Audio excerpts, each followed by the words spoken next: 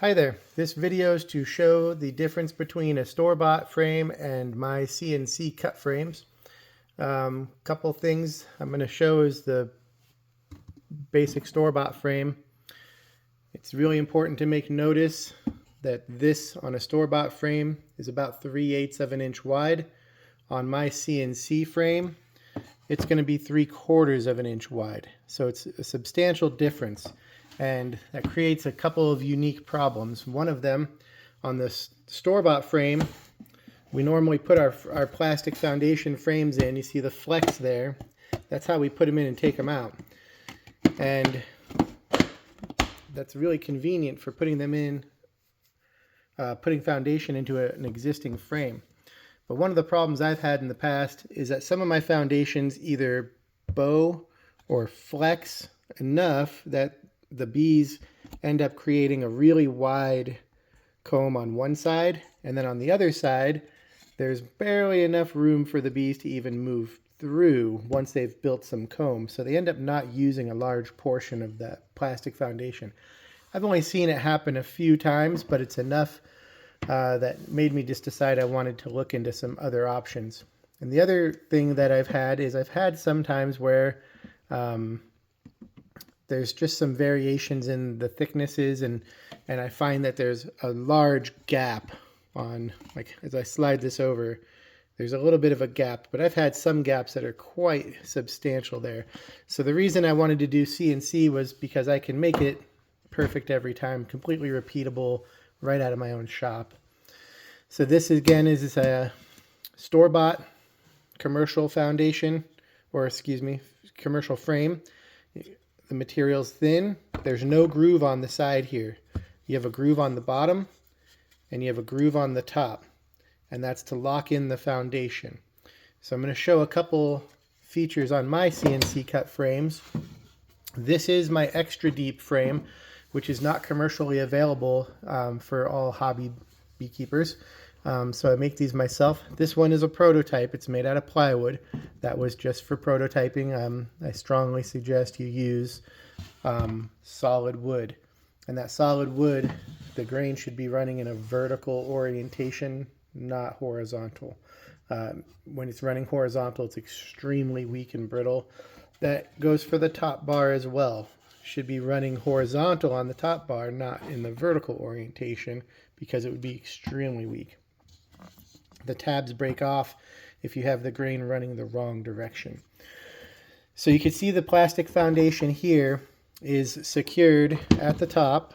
It's locked in place, and it's also locked in place on the sides, which decreases a massive amount of flex. Now here in the middle, there's still a lot of flex, and that's one of the things for these extra deep frames is you end up having a deep frame, a medium frame, and then I pinch a little piece of beeswax or honeycomb in between, and that kind of holds them in place together. But it will have like a little 1-inch gap here, which was part of the design. I wanted the bees to be able to create bee tunnels to move through.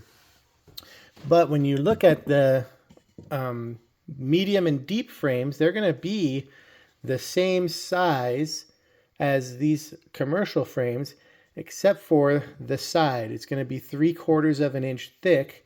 As you can see here, it's a pretty substantial difference. And to get around that, that's where the groove in the side of the 3/4 inch piece comes into play. It locks it in. It gives the allowance to have that larger side piece here. You're losing a tiny little bit of space inside your buildable bee area. But again, I find that having this locked in so you get rid of that flex is really been really nice for me to have. If you do not use the plastic foundations and you're just like, hey, this doesn't pertain to me at all, you can either omit cutting the groove out of your CNC, just take it out of the file, or you can leave it in if you use the the wax foundations that have the wires. The wires will fit into these grooves quite nicely. Also, you can, as you see here, I've drilled some holes, and I run a lot of my foundations. I run a black plastic foundation on the top and then just wires on the bottom, and they will build down into those wires. That's how I do most of my extra deep frames. But if you can do the wire foundation on any of the frames you'd like to do, if you cut them on the CNC yourself. And one of the reasons I went with 3/4 inch material, other than getting this lock, I like that locking feature. But if you want to omit the 3/4 inch material for the sides, you can get 3/8 inch, or you can mill down your own lumber to 3/8 of an inch, and you can cut this size, the side, using the file, and the groove won't be there because it will be a 3/8 of an inch, and it will work just like a store-bought foundation. I chose to go with this because I wanted the locking interlocker part here, and also I didn't want to have to worry about cutting a bunch of tops out of and bottoms out of 3/4 and then switching to another material and cutting a bunch of sides. I just put down one piece of wood. I usually use a 12-inch wide piece of pine, and I cut all my files, making sure that everything's in the correct orientation that I'm looking for, and then I cut it out of one thing, one board. I don't have to worry about switching back and forth between materials.